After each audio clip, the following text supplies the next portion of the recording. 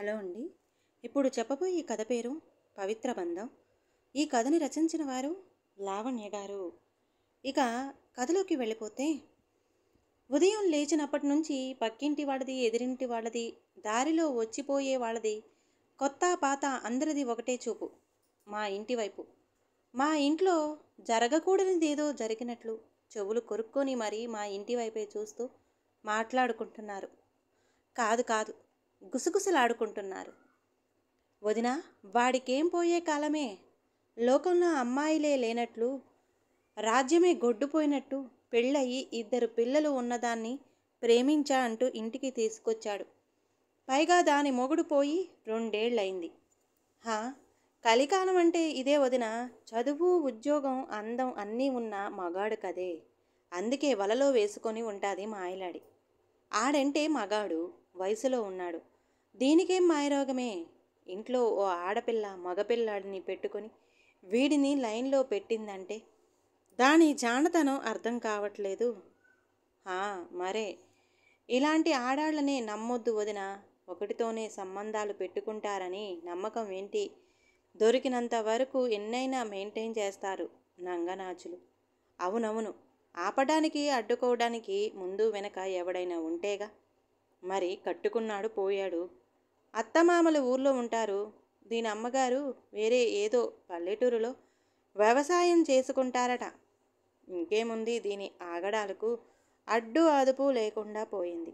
అయినా మనం ఎన్ననుకున్నా ఏం లాభం? ఆ శకుంతలక్క కూడా కొడుకు దానిని ఇంటికి తీసుకొస్తే పల్లెత్తు మాట కూడా అనలేదట. అదేం విచిత్రమో మరి.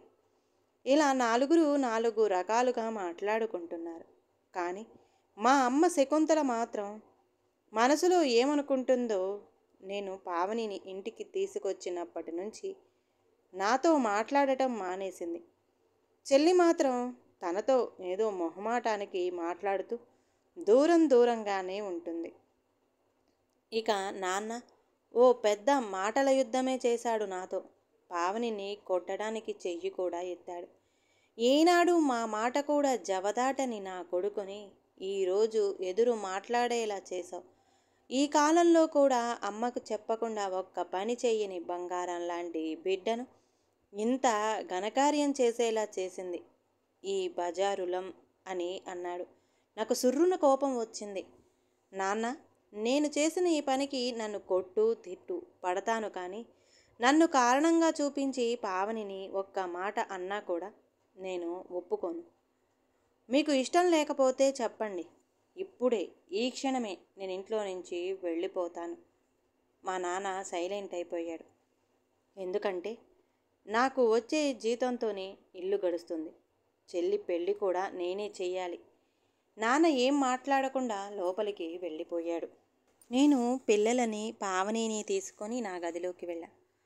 పావని మొహం అప్పటికే ఏడ్చి ఏడ్చి ఎర్రబడింది. చీకటి పడింది. బయటకు వెళ్ళి పిల్లలకు తనకు తినడానికి అన్నం కూరలు తెచ్చిచ్చా. పిల్లలకు నేనే తినిపించా. పావని వద్దు, నాకేం తినాలని లేదు అని అడ్డంగా తలూపింది. పావని, ఇప్పుడు మనకొచ్చిన కష్టం చాలా చిన్నది.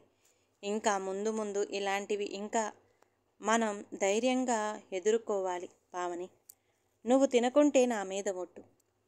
పావని నా నోటిని తన చేతితో మూసి కళ్ళల్లో చేరిన నీటిని తుడుచుకొని, అలా అనకు విష్ణు, నేను తింటా అంది. నేను తినిపిస్తా అని ముద్ద కలిపి నోటికి అందించా. కళ్ళల్లో చేరిన సన్నటి ధారతో తినింది తను కూడా. ముద్దలు కలిపి నాకు తినిపించింది. తను కింద పడుకోవడానికి సాప అడిగితే, నువ్వు పిల్లలు పైన పడుకోండి, నేను కింద పడుకుంటా, ఇంకా నువ్వేం మాట్లాడకు అని నేను కింద పడుకున్నా. ఉదయం లేచేసరికి ఎప్పుడు పడుకున్నారో పిల్లలిద్దరూ నాకు చెరో వైపు నా మీద చెయ్యి వేసి ముద్దుగా నిద్రమొత్తుతో ఉన్నారు. ఇద్దరికీ నుదుటిపై ముద్దిచ్చి మెల్లగా లేచి బెడ్ పైకి చూసా. తను లేదు. నాకు కంగారుగా అనిపించింది. బాత్రూంలో ఉందేమో అనుకున్నా. కానీ నీళ్ల చప్పుడు కావట్లేదు. ఎక్కడికి వెళ్ళింది అనుకుంటూ బయటికి వచ్చా. అప్పటికే తను లేచి అన్ని పనులు చేసింది. బయటికి వచ్చిన అమ్మ ఆశ్చర్యపోయింది. వంట తప్ప అన్ని పనులు తనే చేసింది. అమ్మకు తన గురించి, తన గతం గురించి ముందే తెలిసిన నాన్న ఏమనుకుంటారో అన్న భయంతో పావనిని దూరం పెట్టింది. చెల్లికి కూడా తెలుసు. అలా రోజులు గడిచే కొద్దీ పావని జాబ్ చేస్తూ పిల్లల్ని కేర్ సెంటర్లో వదిలి వెళుతూ ఉండేది. సాయంత్రం ఇంటికి వచ్చిన పిల్లలు అమ్మ చెల్లెలతో బాగా కలిసిపోయారు. పాప పేరు విన్ని 5 ఏళ్ళు ఉంటాయి. తనకి బాబుకు 2.5 సంవత్సరాలు. రుద్ర వాడి ముద్దు ముద్దు మాటలతో ఎప్పుడో అమ్మను చెల్లిని పడేశాడు. తన రక్తం కాదన్న మాటే వాళ్ళకి గుర్తులేదు. ఓ రోజు పాప మిమ్మల్ని ఏమని పిలవాలి అండి అమ్మమ్మ అడిగిందట. నీకు ఏమని పిలవాలనుంది విన్ని? ఏదో పెద్ద ఆలోచిస్తున్నట్లుగా చూపుడు వేలిని తన చిన్ మీద కొడుతూ, మిమ్మల్ని నానమ్మ అని పిలవాలనుంది. ఎందుకంటే నాకు నానమ్మ లేదుగా అందట. అమ్మ వెంటనే కరిగిపోయి, నా తల్లే, నా బంగారమే అంటూ మొహంపై ముద్దులు పెడుతూ విన్నీని హత్తుకుంది. వెంటనే రుద్ర కూడా నేను నాని అంటూ చేతులు చాచాడు. నా తండ్రి, నా బంగారం అంటూ వాణ్ణి కూడా హత్తుకుంది. ఏదేమైనా అమ్మ ప్రేమను పంచడంలో అమ్మ తర్వాతే ఎవరైనా. అలా వారందరూ కలిసిపోయారు. ఇక నాన్న మనసు ఎలా మార్చాలి అనుకున్నా త్వరగా కలిసిపోతే బాగుండు అని దేవుడికి మనసులోనే దండం పెట్టుకున్నా. నాన్న మాత్రం అసలు పలకరించట్లేదు. ఎదురుపడినా మొహం తిప్పుకుని వెళ్ళిపోతున్నారు. నాన్న మనసు కరగాలంటే ఏం చెయ్యాలో ఏమో. నెలలు గడుస్తున్నాయి. పిల్లల్ని కేర్ సెంటర్ పంపకుండా అమ్మే పావనిని బలవంతంగా ఒప్పించి మరి ఇంట్లో తనతో పాటు ఉంచుకొని వాళ్ళని ఆప్యాయంగా చూసుకుంటున్నారు. ఇంతలో చెల్లికి మంచి సంబంధం కుదిరింది. నేను తన పెళ్లి కోసం దాచిన డబ్బు కట్నంకి సరిపోతాయి, కానీ పెళ్లి తర్వాత తంతు కోసం ఇంకా చాలా డబ్బులు అవసరం. నేను చాలామందిని అడిగి చూశాను. ఎక్కడా డబ్బు పుట్టలేదు. ఆ రోజంతా తిరిగి తిరిగి అలసిపోయి వచ్చాను. ఇంటికి రాగానే విన్ని, రుద్ర నాన్న అంటూ చంకలో చేరారు. వాళ్ళ నవ్వు చూస్తే ఎంతటి బాధనైనా తట్టుకోగలను అనిపిస్తుంది. ఎందుకో తెలియదు, కానీ అన్నం కూడా తినాలనిపించలేదు. పావని పిల్లలకు తినిపించి పడుకోబెట్టింది. నేను ఎందుకు ముభావంగా ఉన్నానో తనకు అర్థం కాలేదు. ఎందుకంటే సమాజానికి మాత్రమే మేం భార్యాభర్తలు. మా గదిలో పరాయి వాళ్ళం. అది మా అంగీకారంతో నడుస్తున్న మా బంధం. ఇది ఇంట్లో వాళ్ళకి కూడా తెలియదు. కళ్ళు తెరిచి ఆలోచిస్తున్న నన్ను చూసి పావని నా దగ్గరికి వచ్చి, విష్ణు, నేను ఒకటి అడుగుతాను, నువ్వు ఏమీ అనుకోవుగా?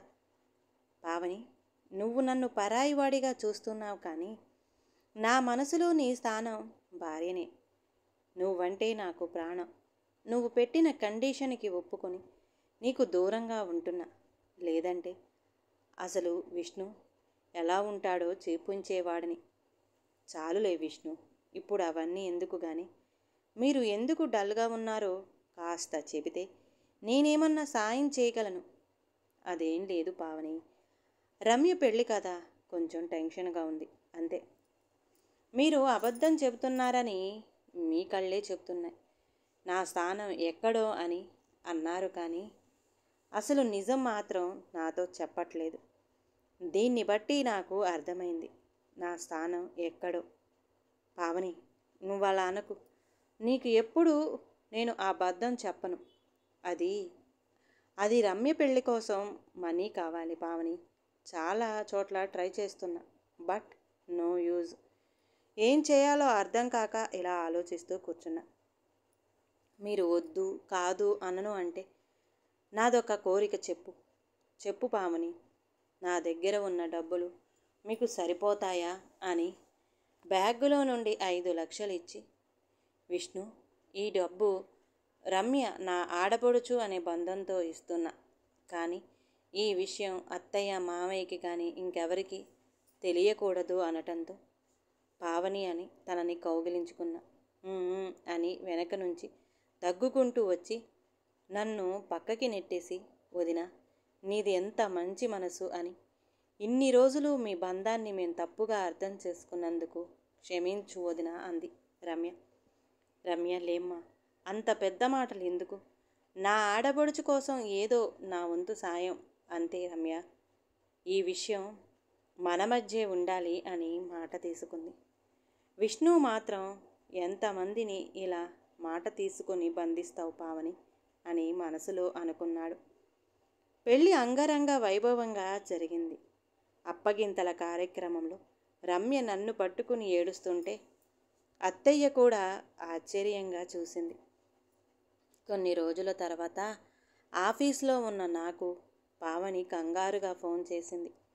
ఏమైంది పావని అని అడిగా.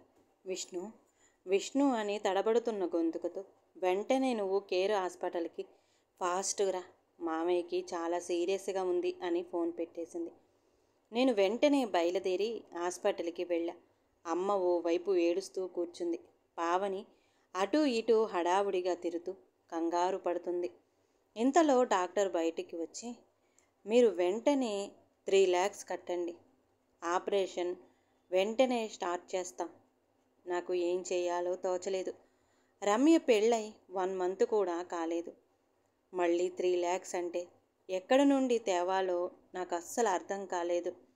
అప్పుడు పావని, నాతో విష్ణు ఓసారి ఇంటికి వెళ్ళి వద్దాం పద అని అమ్మతో చెప్పి ఇంటికి వచ్చాం.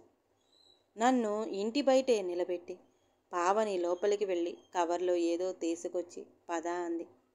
ఏంటి పావని అని నేను అడిగేలోపే, ఆపరేషన్ లేట్ అయితే మామయ్య గారి ప్రాణానికి ప్రమాదం అని తొందర పెట్టింది. నేను ఫాస్ట్గా హాస్పిటల్కి తీసుకొచ్చా. కానీ తను ఏం చెయ్యబోతుందో నాకు అర్థం కాలేదు. తను ఫాస్ట్గా క్యాష్ కౌంటర్ దగ్గరికి వెళ్ళి కవర్లో ఉన్న తన నగలన్నీ తీసి ముందు పెట్టింది. అది చూసిన మా అమ్మకి నాకు తను మమ్మల్ని కాపాడటానికి వచ్చిన దేవతలాగా కనపడింది. అమ్మ నేను చేతులు జోడించి నమస్కారం చేశాం. పావని, ఏంటత్తయ్యా ఇది? ఇది మన కుటుంబం, నా కుటుంబం అంది. నాకు పావనిపై ఉన్న గౌరవం, ప్రేమ ఇంకా రెట్టింపు అయ్యాయి. అంతా మంచి జరిగి ఇంటికి వచ్చాక నాన్న పావనిని పిలిచి, క్షమించు తల్లి, నీ మంచి మనసుని అర్థం చేసుకోలేదు అన్నాడు. మీరు పెద్దవారు, అలా అనొద్దు, కానీ మిమ్మల్ని ఒకటి అడగొచ్చా అంది పావని నాన్నతో. మిమ్మల్ని మామయ్య అని పిలవచ్చా అని అడిగింది. నాన్న చెమ్మగిల్లిన కళ్ళతో సరే తల్లి అన్నాడు. ఆ రోజు నుంచి పావని నన్ను కూడా మనస్ఫూర్తిగా భర్తగా అంగీకరించింది. పావని గతం, పెళ్ళైన కొత్తలో తనతో బాగానే కాపురం చేశాడు. తర్వాత పాప పుట్టాక వేరే ఆమె మాయలో పడి తాగుడుకి బానిసై తనకి దూరంగా ఉంటూ అప్పుడప్పుడు వచ్చి హింసించేవాడు. బాబు పుట్టాక ఓ రోజు అనుకోకుండా యాక్సిడెంట్లో చనిపోయాడు. తనతో నా పరిచయం నేను పనిచేసిన పాత ఆఫీసులో 2 సంవత్సరాల క్రితం తనని మొదటిసారి చూశా. అందం, అమాయకత్వం, దయాగుణం కలిగిన తనపై నాకు తెలియకుండానే ప్రేమ పుట్టింది. తనని ఒప్పించటానికి 2 ఏళ్ళు పట్టింది. తన గతం ఏదైనా భవిష్యత్తు మాత్రం నాతోనే. తనకు పుట్టిన పిల్లలు నా పిల్లలే అని మనస్ఫూర్తిగా ఒప్పించా తనని. ఈ కథ కనుక నచ్చితే ప్లీజ్ అండి లైక్ చేయండి. అలాగే ఛానల్ని సబ్స్క్రైబ్ చేసుకోవటం మాత్రం మర్చిపోమాకండి. మీ విలువైన అభిప్రాయాన్ని కామెంట్ బాక్స్లో కామెంట్ చేయండి. అందరికీ ధన్యవాదాలండి.